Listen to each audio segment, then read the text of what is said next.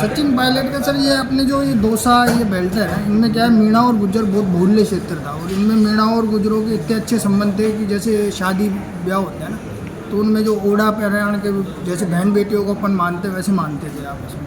अब इनमें क्या है, इस क्षेत्र में बीजेपी का बिल्कुल पहले कुछ था नहीं, क्योंकि हमेशा ये है ना कांग्रेस बेल्ट रहा था।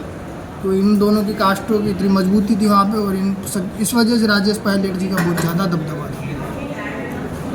तो वो मामला था। उसके फिर क्या हुआ कि गुज्जर आरक्षण का मैटर जब छिड़ा तो इन्होंने है ना जो अपने लाल सोट साइड के है ना जो गुज्जर मीणाओं में भयंकर लड़ाइयाँ करवा दी। तो उसमें क्या है, काफ़ी आपस में मर गए कर गए।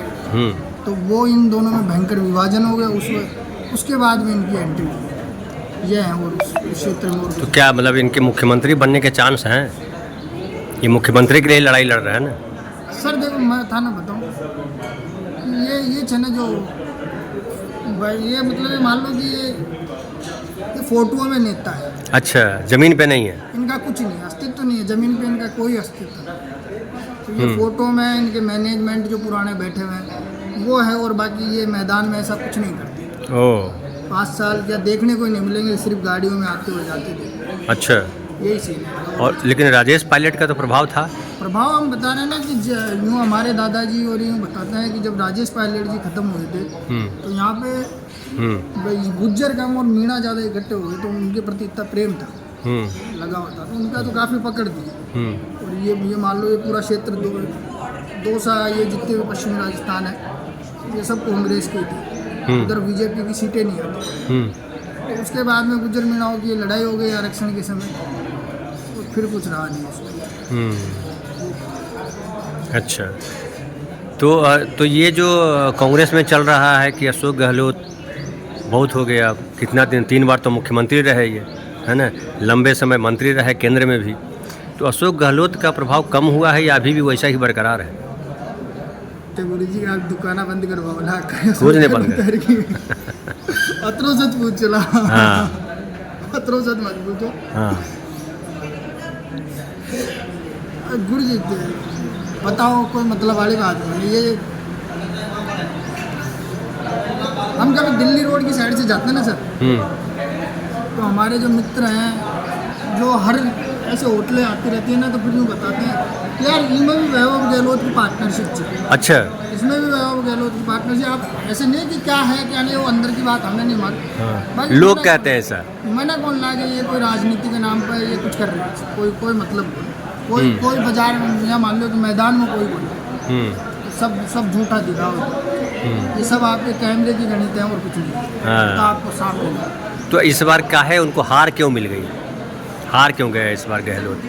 लग रहा था कि जीत जाएंगे, हम लोग प्रेस वाले भी कहते रहे जीत जाएंगे जीत जाएंगे। तो चुनाव आयोग था ना पतो जो उनके बारे में। अच्छा, बीजेपी मेंबर थे तो उनको कुछ नहीं। वो मान लो। अच्छा, बाकी ऐसे कुछ नहीं था मैदान में कोई ये कहने वाला नहीं था भाई बीजेपी कहीं से भी जीती। उसका तो आपको हमसे ज़्यादा आकलन है सारा ही। तो मोदी जी का यहाँ कितना प्रभाव है? राजस्थान, जयपुर, आपके आसपास? क्योंकि अंदर सीधा जेल में ही जाओ ला कह दे। नहीं, कौन जेल भेजेगा आपको? सच बोलने में क्या जेल भेजेगा? हम लोग तो रोज बोलते रहते हैं। मैं था ना जरूर नहीं। हाँ, अच्छा, ठीक है। तो अभी हम बात कर रहे थे, हमारे साथी मीणा जी जो है बता रहे थे कि हाँ सचिन पायलट क्या है, यहाँ की स्थिति क्या है और किस तरह से सारी चीज़ें हुई। तो ये हमारे जो है बहुत ख़ास दर्शक हैं, हमारे दर्शक के आउटसाइड पैनलिस्ट मैं बोलता हूँ तो वो है। हमारे चैनल पे अक्सर अगर हम 3 प्रोग्राम करते हैं तो 3 के 3 प्रोग्राम में ये रहते हैं और बेहद प्यार करते हैं।